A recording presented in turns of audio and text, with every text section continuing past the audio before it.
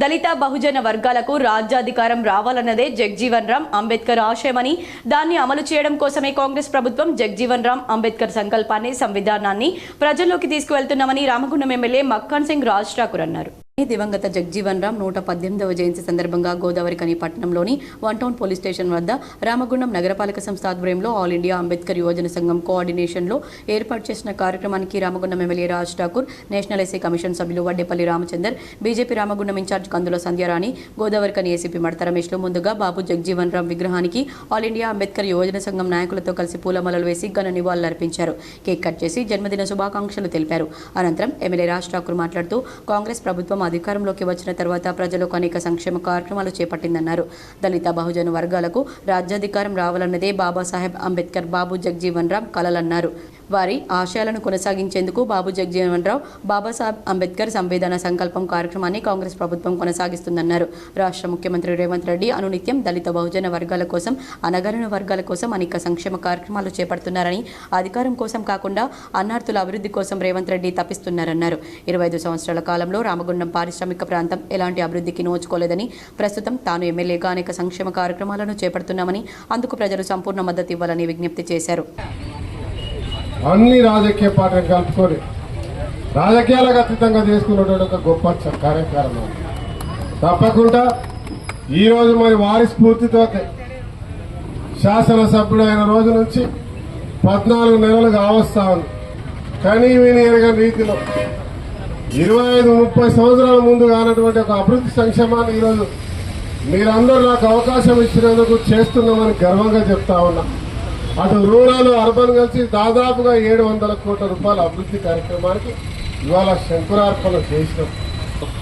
ఇలా దళిత బహుజనులకు ఈ దేశంలో, ఈ రాష్ట్రం సుప్రీంకోర్టు ఇచ్చిన తీర్పుకు ఒకే ఒక్క రోజు గంటలోనే అసెంబ్లీలో పెట్టి అనేక ఒత్తిళ్లు వచ్చినా కూడా ఇవాళ వర్గీకరణ చేసిన ఘన చరిత్ర ఈ రాష్ట్ర ముఖ్యమంత్రి రేవంత్ రెడ్డి గారు. దాంతో పాటు మీకు తెలుసు బీసీ కులగణన అనేక ఒత్తిళ్లు వచ్చినాయి. ఎస్సీలు బీసీలను విభజిస్తా ఉన్నారు. మేమంతా ఎక్కడికి పోవాలంటే స్వయంగా రెడ్డి అయిన రేవంత్ రెడ్డి, నేను లేకున్నా పర్వాలేదు, ఈ దేశంలో బహుజనులు రావాలి, దళిత బహుజనులు ఈ రాష్ట్రాన్ని, దేశాన్ని ఏలాలి, ఇదే మా సంకల్పం. బాబు జగ్జీవన్ రామ్ సంకల్పం, బాబా జై భీమ్ అంబేద్కర్ గారి సంకల్పం, మహాత్మా గాంధీ గారి సంకల్పం. ఇలా అంబేద్కర్ రాసిన ఏదైతే సంవిధాన్ రాజ్యాంగం ఉందో ఆ రాజ్యాంగాన్ని అమలు చేయడమే మా సంకల్పం అనే రీతిలో ఈ ప్రభుత్వం ఇవాళ స్పష్టమైన మనసుతో. నేషనల్ ఎస్సీ కమిషన్ సభ్యులు వడ్డేపల్లి రామచందర్ మాట్లాడుతూ భారత రాజ్యాంగాన్ని రాసింది బాబాసాహెబ్ అంబేద్కర్ అయితే దాని అమలు కోసం నిరంతరం శ్రమించిన మహోన్నతుడు బాబు జగ్జీవన్ రామ్ అని అన్నారు. బాబు జగ్జీవన్ రామ్ బాబాసాహెబ్ అంబేద్కర్ను అణగారిన వర్గాల ప్రజలు స్ఫూర్తిగా తీసుకోవాలన్నారు. దళితులకు ఏ కష్టం వచ్చినా తాను అండగా ఉంటానని ఈ సందర్భంగా వెల్లడించారు. మీ అందరికీ కూడా తెలుసు, 35 ఏళ్ళు ఇందిరాగాంధీని కూడా ఎదిరించినటువంటి ఘనత బాబు జగ్జీవన్ రామ్ గారు. బీహార్లో మొన్న బీహార్ పర్యటన పోయాను నేను. ఆయన గురించి చాలామంది కూడా బీహార్లో, నేను ఒక bank, central bank of India ఇక్కడ లేదు ఆ బ్రాంచ్, వాళ్ళ యొక్క సమావేశాలకు పోవడం జరిగింది. ఆ సమావేశాలలో జగ్జీవన్ రామ్ గారి గురించి చాలా విషయాలు చాలామంది చెప్పినారు.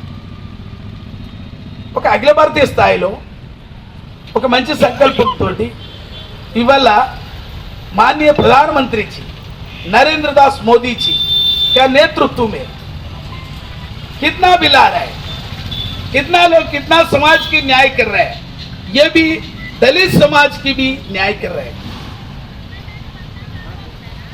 मैं एक उदाहरण बतातूंगा. నేను ఒక ఉదాహరణ చెప్తాను. అంటే ఎలా ఉండాలంటే, ఇవాళ ఒక ఆదివాసీ బిడ్డను తీసుకొచ్చి భారత రాష్ట్రపతి చేశారు. అట్లాగే రామ్నాథ్ కోవింద్ తీసుకొచ్చి రాష్ట్రపతిని చేశారు ఎస్సీ. అలాగే నేను ఇదే రామ్ మందిర్లో, ఇదే గుడిసెల్లో మా ఇల్లు, నన్ను తీసుకుపోయి ఇవాళ ఎస్సీ కమిషన్ మెంబర్ చేశారు.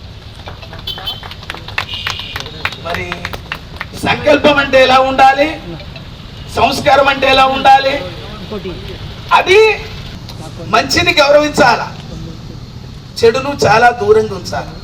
మైసా రాజేష్ అధ్యక్షతన జరిగిన ఈ కార్యక్రమంలో గోదావరికని సిఐ ఇంద్రసేనారెడ్డి, మాజీ కార్పొరేటర్లు మహంకాళి స్వామి, బొంతల రాజేష్, వడ్డేపల్లి శంకర్, బొంకూరి మధు, కొంకటి లక్ష్మణ్, కాంపల్లి సతీష్, పులిమోహన్, మంతన లింగయ్య, ఇరుగురాల కిష్టయ్య, ఆకునూరి బాలంకుష్, గద్దల శశిభూషణ్, దుబాసి బొందయ్య, కాంగ్రెస్ పార్టీ నాయకులు తిప్పారం శ్రీనివాస్, అడ్డల రామస్వామి, గడ్ల రమేష్, పెద్దపల్లి ప్రకాష్, తాళ్లపల్లి యుగంధర్, బీఆర్ఎస్ నాయకులు నిరటి శ్రీనివాస్, నారాయణ దాసు, మారుతి తదితరులు పాల్గొన్నారు.